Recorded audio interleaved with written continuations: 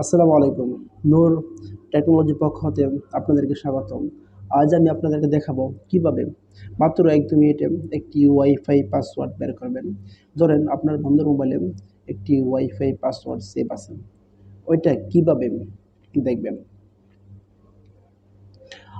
এর জন্য আপনার মোবাইলের প্লে স্টোর যেতে হবে। যাওয়ার পর লিখতে হবে কিউআর কোড স্ক্যানার। আমি লেখার সঙ্গে সঙ্গে চলে আসছেন। আবারও বলতেছি কিউআর কোড স্ক্যানার অ্যাপটির নাম। এখান থেকে ৪ নাম্বার অ্যাপটি সিলেক্ট করবেন। আমি অলরেডি ইনস্টল দিয়ে রাখছি সময় বাঁচানোর জন্য। আপনারা ইনস্টল দিয়ে নেবেন। দেওয়ার সঙ্গে সঙ্গেই উপরে চাপ দিবেন। দেওয়ার পর পারমিশন চাইবেন, পারমিশন দিয়ে নেবেন। ওইটা ধরেন আপনার বন্ধুর মোবাইল, ওইটার ওয়াইফাই চাপ দিবেন। দেওয়ার পর ওয়ারিডো 17 এখানে চাপ দিবেন।